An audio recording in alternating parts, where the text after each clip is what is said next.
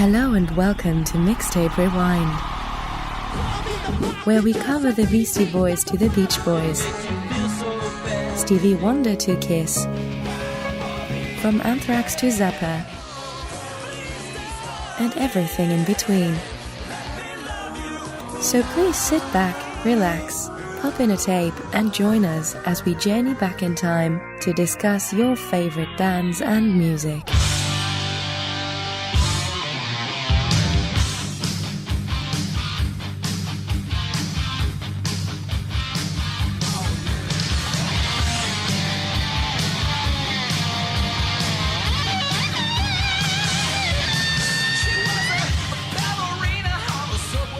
What an incredible intro to an album. My name is Mark. I'm talking with Gino Cuddy. How are you, Gino? Doing well, sir. How are you? I'm doing great, man. Welcome to the show. This is our first episode. And I'm just going to turn Sebastian down just a little bit more here. Good old Sebastian Bach. Yeah. I'm sorry. What? Good old Sebastian Bach. Yeah, man. This is Skid Row's debut album. January 24th, 1989, it was released. And I remember this fondly. I remember this being an incredible album. What do you think about this album? I think it's a really, really strong debut album. I mean, there are a couple songs on here, like, I believe, do you want me to name them or what? But there's 18 in Life, and then there's I Remember You, that became real big chart-topping hits. And then there are really, really good songs on here, like Rattlesnake Shake, Youth Gone Wild, and one of my favorites, Midnight Tornado. And I think it's a really, really strong debut album. I'd put it right up there with Def Leppard's Pyromania with how good it is. Yeah, I mean, a lot of people really looked at Skid Row as a glam band. And granted, they have that glam appeal, but they were definitely a rougher version of glam. So it was a little bit more okay to like Skid Row. Yeah. Back in those days, I mean, it was okay to listen to Poison and all of these bands, but when you got to Skid Row, they weren't clean. You had Rachel Bullen, who had piercings. Stuff that wasn't so pretty boyish was going on in Skid Row. They look like they lived on Skid Row. And Well, Sebastian Bach was a pretty boy, at least back then. Definitely he was a pretty boy. He was also a hell of a singer. Still is. An incredible singer. Yeah, his singing is spot on this album. I gotta tell you something. Great singing. Beautifully done. Yeah, actually, speaking of his singing, he took vocal lessons from a very famous vocal instructor in Manhattan named Don Lawrence. And Don Lawrence, if you were to look him up, he has taught everybody, right up to Lady Gaga. And what Don Lawrence taught him was a classical form of singing, and I forget what it's called. It's an Italian type of singing, where it would allow you to hit these extremely high notes without completely straining and blowing out your vocal cords, like soprano. No, not soprano. It's something I've never heard of. Okay. It's a very unique technique, and what he teaches all of these people, because he's taught or he's given vocal training to Bon Jovi. I forget his name all of a sudden, but the lead singer of TNT. If you were like a major singer, at some point Don Lawrence is connected to you on some level. If you just do a Google search for it, it's crazy. I didn't know that until I Googled him, because I had friends who went to him for lessons. And I don't think they got much out of it. They just wanted to go and get lessons from him because they knew Sebastian Bach got lessons from him, and they thought, maybe you can, spread some of that success. But I remember it was very expensive. Yeah, I mean, if he's training high-profile people like that, obviously he's going to cost you a big chunk of change. Yeah, completely. Especially, now I'm sure he's untouchable. Yeah, you couldn't just walk into his office and But you never know. Maybe. He actually has a Yelp thing. If you look up Lawrence Dunn vocal instruction, he's on 72nd Street, and he's open for business all week. So if you want to go and sing like Sebastian, he's the person to look up. Yeah. So this came out in 1989. So I'd say that this came at a perfect time for this band. It was also produced by Michael Wagener. Yep. Who touched probably a lot of bands you like a lot, and that I like a lot too. I'm just saying, you look at his list and it blows your mind. Yeah, and wasn't 1989 like the height of like the glam metal, heavy metal boom? Yeah. It was kind of dissolving, I'm gonna say at this point. I mean, well, you still had like a lot of heavy metal bands like this going into, I think, even 1991, 92. Mm-hmm. Oh yeah, I mean throughout the 90s even. I mean, but yeah, I know what you're saying. It's I'm sorry, I'm just looking at the list of Michael Wagener things. He also produced Soldiers Under Command by Stryper. Really? Yeah, one of my favorite albums. Is it really? Favorite. Yeah, I love Soldiers Under Command. the title song is brilliant. I mean, I'm not a Christian man or nothing, and I don't claim to be religious. Well, I'm but a Jew, so that song freaking kicks major ass, bro. Yeah, and freaking Michael Sweet and the guitars in that, everything is spot on with that song. The harmonies, You take Michael Sweet and you put him next to Sebastian Bach, and you could have a serious, crazy song going on right there, right? Oh yeah, yeah. If Sebastian Bach ever became a born-again Christian, that shit would go down there. But thankfully, I think he'll stay away from that. I think his I remember reading this interview with him a long time ago in like Rip magazine or something like that, where what he likes to do is he gets in his Jaguar and he just drives as fast as possible, like cranking Slayer as loud as it possibly will go. And you can just picture him. Who, Sebastian Bach? Sebastian, yeah. Oh man, yes, I can picture it, right? Yes. So yeah, the other albums that he produced, Michael Wagener, are smaller stuff that didn't get huge, but stuff that did get big. I mean, a couple of Alice Cooper albums he did, Accept, 2 Dokken albums. He did a single for Janet Jackson. What were the Dokken albums he produced? Tooth and Nail. He did the mixing. And nice. And he was the producer of Under Lock and Key. Oh my god, my favorite Dokken album. I love that album. No. It's like every song on there I freaking love with a passion. Yeah, and another great album. He also did Pornograffiti by Extreme, which is a pretty good album. Too Fast for Love, he did the mixing. Too Fast for Love is my favorite Motley Crue album. All of which I have on cassette, bro. I love those albums.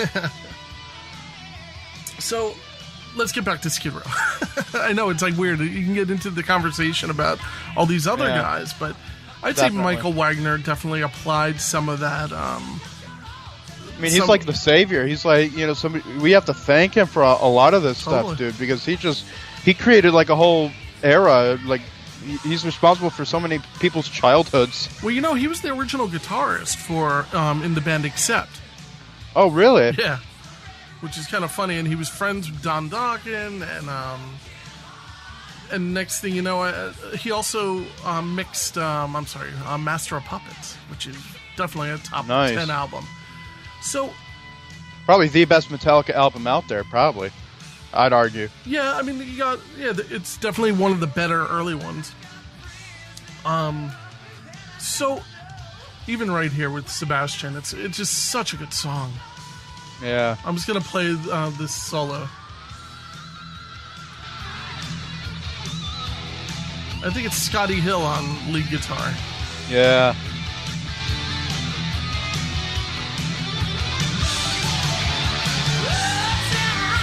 This is like back in the time where it was just... It's a little bit of wank rock, but that's okay. Like where you just kind of grab the guitar and you solo and you just play some scales. It's like it's kind of unorganized, it's messy, it's loud. But it sounds good, though. Yeah, and Sebastian has such a raunchy, dirty sound. And then out of nowhere, he kind of reminds me of... What? I gotta tell you, he kind of reminds me of... forgot the fella's name, but he reminds me of like the lead singer in Dangerous Toys for some reason. Yeah, James McMaster. Yes. Yeah, I see that a lot. I would love to see, now that you mention it, I would love to hear Sebastian doing a cover of like Teasin' Pleasin' or something. Yes, fuck yes. I want to hear that. So here's another Skid Row song that's going to have another incredible beginning. I love this beginning. If the other one would just fade out a little bit quicker. This is such. I'm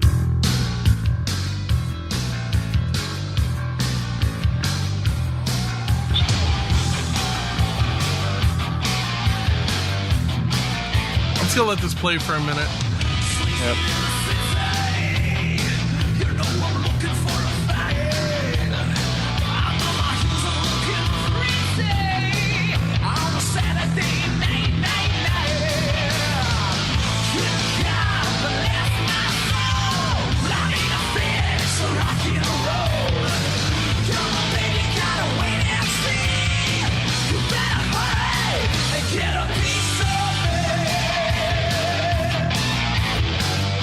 This might have been the first song that I heard from them. Wow, really? Maybe. I know. It's awesome. I know a friend of mine had a single of theirs, and this might have been the B-side of it. I think 18 in Life was their first single, right? Yeah. Is that one or I Remember You? Those two songs were like... No, it was definitely Youth Gone Wild. I mean, 18... Oh, you know what? It could have been Youth Gone Wild. Yeah. Yeah, because I do have On My Heart, I've got the music video for that. I'm sorry, say that again? Oh, Youth Gone Wild, I have the music video for that, and it's like, you know that when songs are successful, if a song's successful enough, it gets a music video, so I sort of did that what it's all about. Right. I remember the video as being a really, really... I think I saw it on Headbangers Ball or something, and... Oh, yep. It was like... It was so cool. It told like a cool little story, like, you know, Ricky was a young boy and all that kind of stuff. Yep. It was just a pretty cool... I just remember the video being really cool. But yeah, that was 18 in Life, but Youth Gone Wild... I don't know if I remember the video off the top of my head. Well, you know, it's basically like they have all these kids, you know, railing against the cops and everything, and you see cops watching them, and you see like this guy with a big suitcase. He looks like an accountant and stuff, and you have them bashing down the doors and everything else, and all the while Sebastian's singing about, you know, about just rebelling and about, you know, just breaking out from all that and breaking out from like people telling him that, you know, you're never going to be nothing and everything else like that. Huh. Really, really good video. I like it. Yeah, I have to look that up. But you know, back then, I mean, I was in a couple bands at this time, and how old was I? I guess I was like 16, 17 years old when Skid Row came out. And, you know, as soon as I saw their look and everything, I'm like, this is the kind of band I want to be in. Like, yep. It was my, I guess, transition a little bit from the real glam stuff. Now, I was also not as much of a closet fan, but I was I was listening to a lot of harder music at that time, like Metallica and Megadeth and yep. I'm trying to think of some of the bands, Voivod. Yeah. You know, some really, you know, crazier, you know, stuff. And then Skid Row came out, and I felt like Skid Row was a nice mixture of this little bit heavier, definitely kind of like not really caring as much about your look. Yeah, and they still had that poppy element too, which, sure, you know, put them on the chart. Yeah, and you know what's cool about it? The song that's on right now, 18 in Life. Now, it's obviously about, you know, somebody who, you know, broke a law and they're in jail and this whole thing. So it's like you're talking about different themes than just kind of like trying to hook up with a girl. Yeah, and drugs and all that, which was primarily what, the glam scene was all about. I mean, I don't know, I mean, since this is a new show, what we covered down a little later, what really, really opened people's eyes to a lot of this stuff was the Penelope Spheres film, The Decline of Western Civilization, Part 2, The Metal Years, where you really saw all this stuff, the excesses, and that's what really killed the genre. I don't think Skid Row had too much in that. I don't think they pardon me, I don't think that they participated too much in any of that. Well, no, Sebastian definitely had a history of drug use. I don't think it was as widely exposed. I don't think it was crazy. It didn't affect him on stage. Although he did get in a little bit of a entanglement here and there. I remember there was one particular time where it was like the biggest news in the world, it seemed. He was at some concert and somebody threw a bottle and hit him in the head, and it's like, you think about like, who are these assholes doing this? But so he took the bottle and he saw the guy and he threw it at him, and I think he hit like a girl. Oh God. And it became this whole big huge thing, and it can actually, there's a documentary called Skid Row's Oh Say Can You Scream, maybe, where they talk about it, and there's like backstage footage, and it's like blood coming down his face. And I always felt like that was a fun documentary. He, like, for instance, they go to Japan, and they're like, there's so many fucking Japanese people, like, but, right on. Japan loves Skid Row, of course. And you want to know what's funny? To go on a little side tangent, what's funny about Japanese audiences? I was watching an Ozzy Osbourne concert with a hippie friend of mine, and the thing is, Ozzy Osbourne was up on stage, probably the most energetic he's ever been, saying, "Come on, clap your frickin' hands!" And the Japanese people are all just clapping like silently and politely. Yeah, they're very reserved. Yeah, it's like, and I've also seen like footage from an Anvil concert where they're barely getting into it. But at the same time, you can like dig up a Stryper concert from the 80s and they're going crazy. Yeah. So I think it depends on the venue. I think it depends on the band. Yeah. But mostly it probably is dependent on the venue. Yeah. Oh, here's my favorite song, Rattlesnake Shake. I love this. Turn it up. Hold on. Yeah, when it gets to the chorus, I love it. Why don't we shut up for a minute? We'll just let it play a little. Yeah.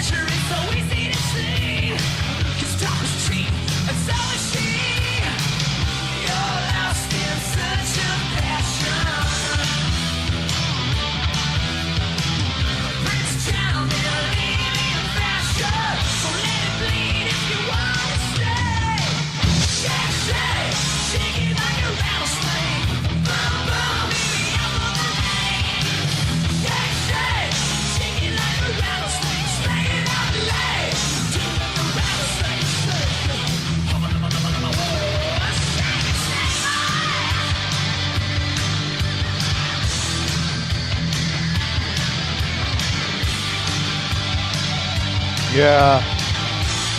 Yeah, it's definitely a great song. I love it. I love it. I love when that song, when it says, "'Cause talk is cheap, and so is she." I love that bit. Yeah. Yeah, there's clever lyrics. There's a lot of fun going on here.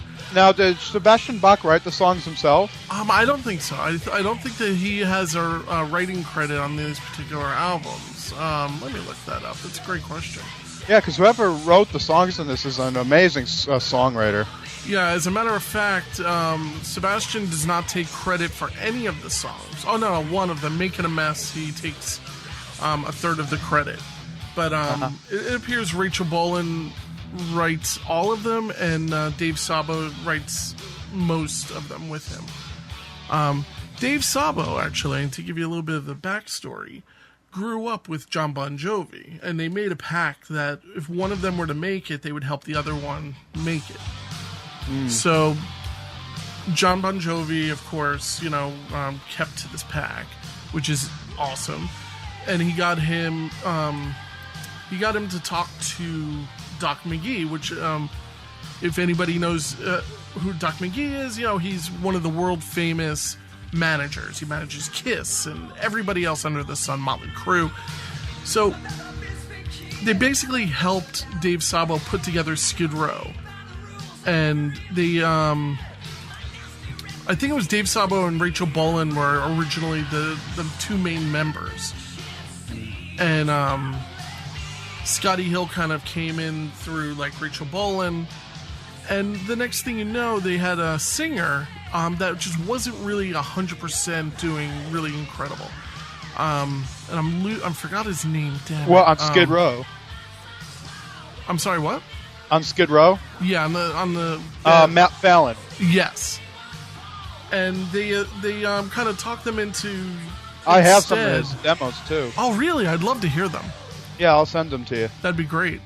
But they found Skid Row because he was singing Led Zeppelin covers in a wedding band. Yeah. And they thought, like, this freaking guy's amazing, so let's bring him onto Skid Row. So they signed him on. Yeah. And they opened up for Bon Jovi in the 88-89 New Jersey Syndicate Tour, and the rest is history. Yeah. Now, Sebastian and John Bon Jovi, had a little bit of an issue because, for whatever reason, when Skid Row was signed on to the record label that's owned by Richie Sambora and John Bon Jovi, for whatever reason, they signed like all of their rights over to them. So John Bon Jovi kept his share, which is kind of, I mean, you're talking about a lot of money. So it's hard to like give it back, I guess. But John Bon Jovi has to be filthy wealthy from his own stuff. So, from what I understand, it created kind of a rival, not beyond a rivalry, kind of a hatred between the two. Yeah, and I could totally see it from like Sebastian's point of view on that, because you already have John Bon Jovi, who is himself. Oh, he's a mega star. Yeah, megastar, and it's like he still feels the need to make money from us. Yeah, type deal. I could see it from his side. I mean, I love John Bon Jovi, but I got to side with Sebastian Bach on this one, bro. But it's tough probably because you're talking about millions of dollars. So it's like, this is my money, It wouldn't even be money. I see both sides of it, but I'm definitely leaning more towards Sebastian's side. Yeah. I always play devil's advocate when it comes to a lot of this stuff. But so what is this? Youth Gone Wild. Oh, and Here I Am. One of the channels is really low, so we got to fix that for a future show. Yeah. But this is one of the songs I felt is an okay song, but it's kind of a throwaway song. What's it called? This one is called Here I Am. It's got a good chorus.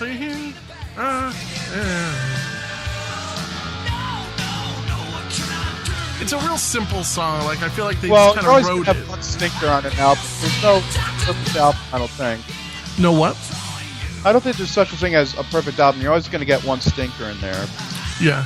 But again, this is a real titan of an album. I got to say again. It's a fun album, and it's a short album. It's 40 minutes long. I'm going to jump to the next one called "I'm Making a Mess," which I think is another throwaway song. But that's life. So. I do like that intro. Yeah, it's a good intro.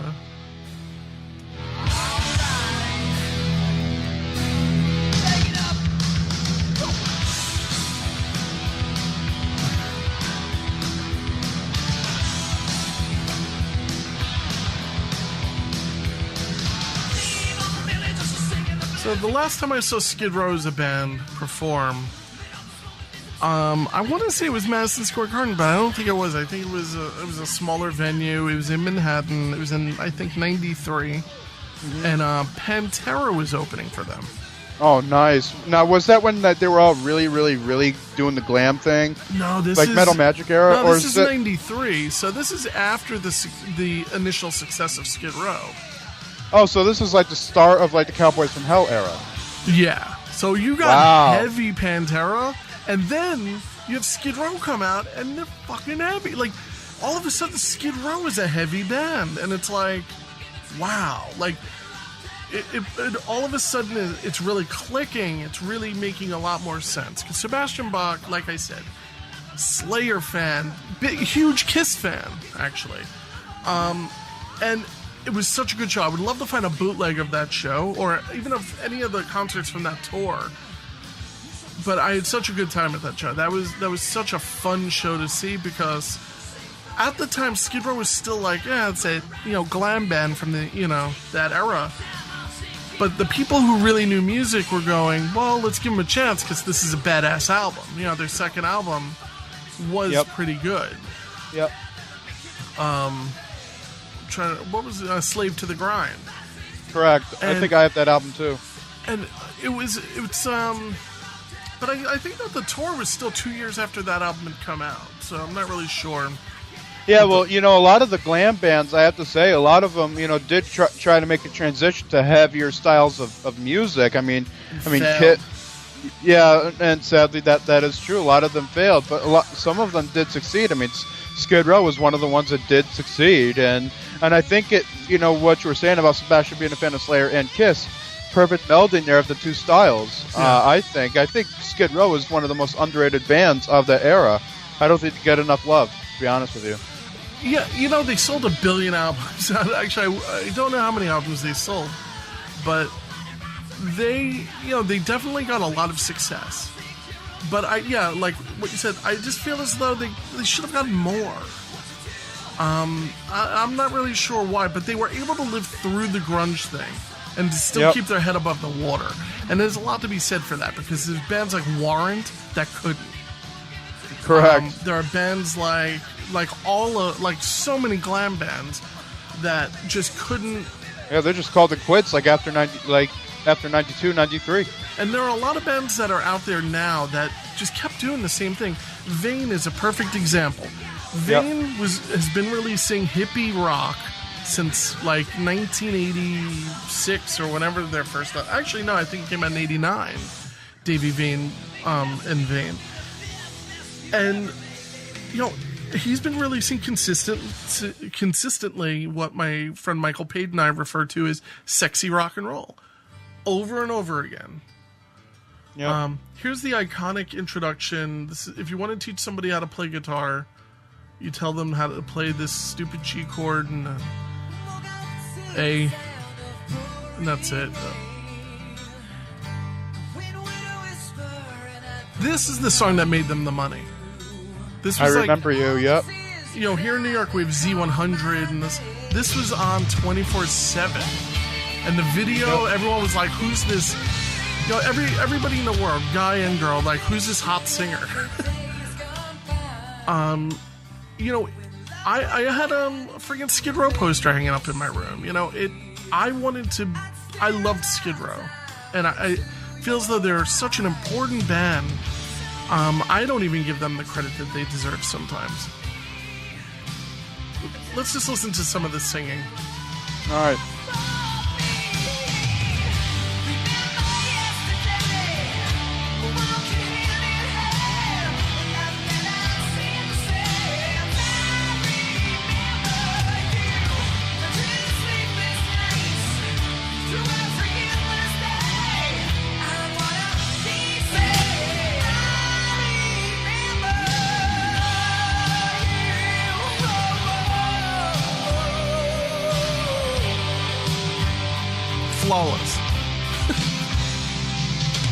Yeah. And that's like what they call like that's a power ballad. Oh yeah, this is a complete power ballad. I'm telling you, man, the power ballads of that time period are awesome. I mean, you want to talk power ballads? One of my favorites. I mean, it's not Skid Row, but it's Cinderella's "Nobody's Fool." Another great singer. You know, maybe not as not as a refined singer as Sebastian Bach, but Tom Kiefer. Tom Kiefer. Yep. He actually just released an album a couple years ago. It's really good. Yeah. I always like Cinderella. I always Now, what's important? Now, what I think is not to pat myself on the back, but what's important to drive away the point. I'm 21 years old. Yeah, and I'm 44. And so, we're two major. We're 2 decades apart. Correct. And we're talking about Skid Row. And I love Skid Row just as much as anybody. You know, I mean, yeah, I'm 21. There's newer music out there, but I always like returning to this stuff because this stuff, you know, just still has this power, this energy that I don't think even a lot of modern day music has, and it just has this drive. You know, I mean, a lot of metal bands and rock bands nowadays, I believe, all sound exactly the same. I mean, you had these guys who were like totally different from the pack, and they just they climbed out of the rat hole and they became something bigger, something better, and they had a great sound.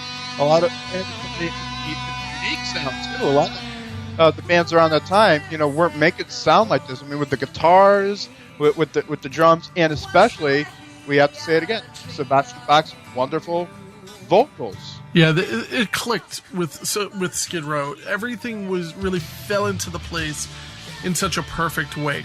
Musically, they were there. The songs were 100% there. The way they looked, it was perfect. I still have my Skid Row t-shirt around here, and it's older than you are. And literally, it's older than you are.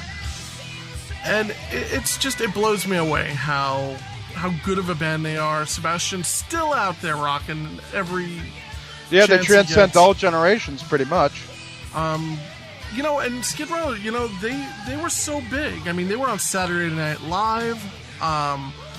They were headlining, you know, tours. I think people forget how big some of these bands were. Remember, Pantera opened for them. Correct. Now, you know, I love Pantera. And Pantera ended up getting a lot bigger after that particular... Oh, wait, right here. That's part.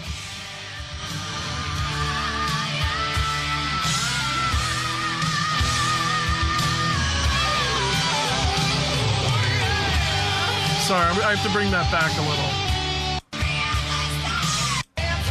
I love this whole part.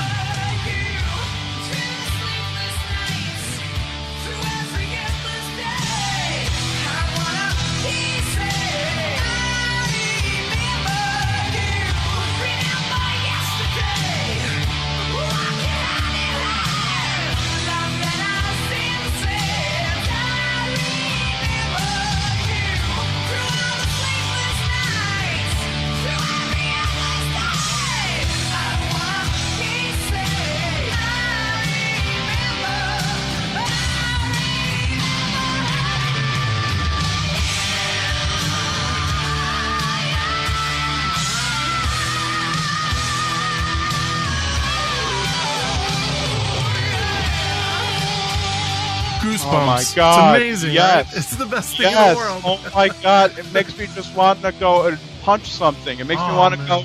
Makes me want to go hug someone. It makes me want to go tell somebody I love them. Right. There's a tear in your eye. Yes. It's alive. It's honest. It's a beautifully recorded album.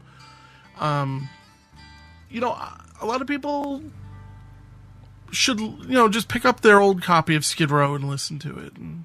Yeah, I might even pop in my cassette tonight.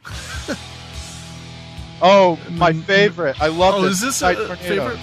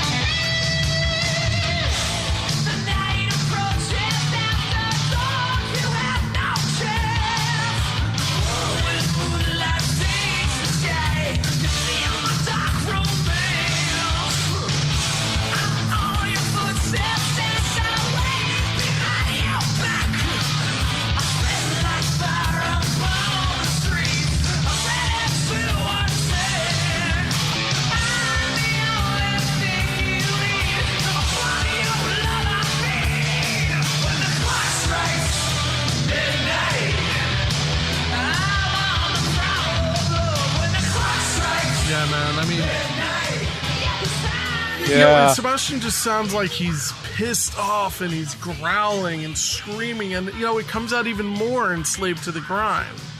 Yes. He's screaming his head off on that album. You know what? I'm going to listen to that album when I get off with you.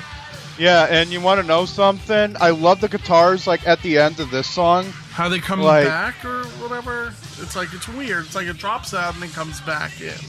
Yeah, and that's what I love. It's like you think that battle is over, but it's really just begun. That's what I like about it. It's almost like it ends on a stinger, it ends on a cliffhanger because it goes, duh. I mean, I don't know if you want to play that part, but it's like absolutely. when the song fades out and then that part comes in, it's almost like when you used to watch TV shows and they used to have to be continued. That's what it felt like to me. Mm-hmm. Yeah, I don't remember the last time I listened to this album. It had to have been...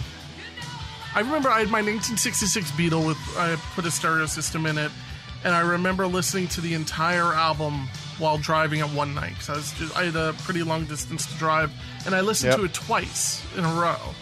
Nice. And that was the last time I really listened to it, and I remember it kept rewinding at the end of I Remember You, the scream. Yep. I'm like, that's my favorite part of the album. Nice, yep. And it is a great dynamic part of that album. It is beautifully done. I love it. And this is a great ending for an album right here. Yeah. And again, it ends on that stinger. Listen to the end for a little bit. Yeah.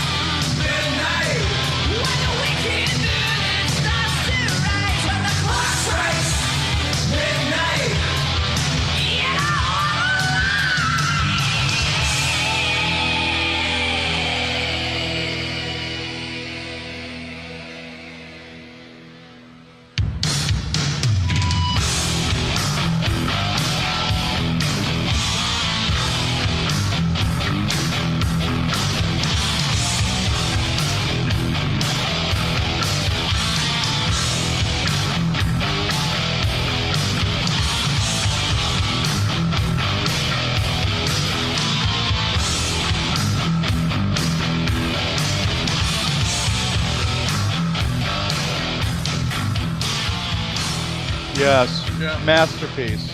Yeah, I love this album. Actually, this makes me want to run out and buy the vinyl.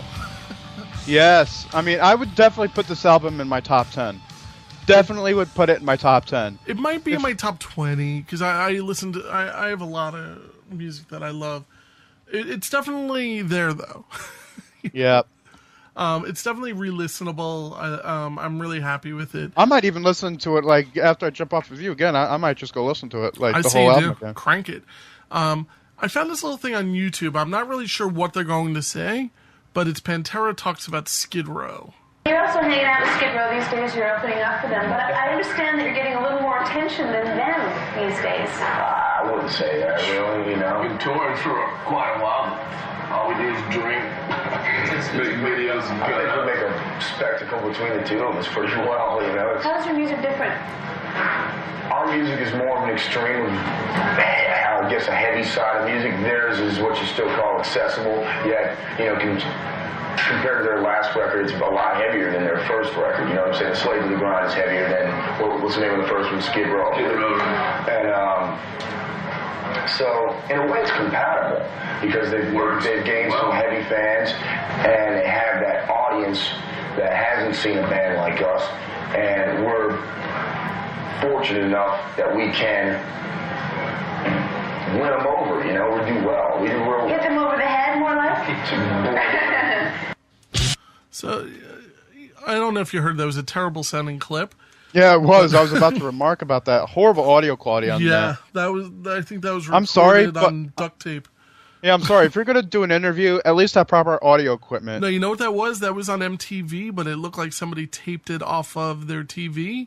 It sounded like public access. It was like it was definitely a bootleg type of thing. But you know, if you were able to hear any of that, Pantera is basically saying how their second album, just like what we said, their second album's a lot heavier than their first album, and it sounds like Pantera appreciates Yeah, going I out on wouldn't. tour with them.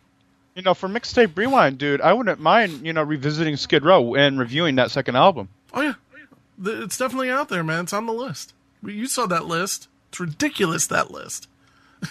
Oh, the list. Remember that list? We all remember that list. That list is ridiculous. Yes. Gino Cuddy, I want to thank you very much for taking the time out to listen to Skid Row's debut album.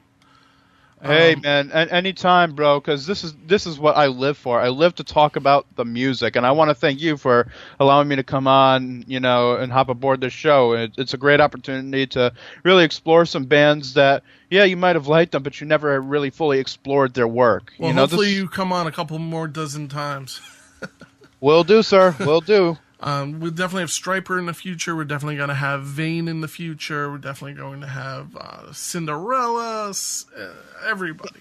And even some obscure bands. Like, I don't know if you want to talk about Agents and Harlow and Yes. the really obscure stuff. We're going to be talking about, like one-and-done bands, too.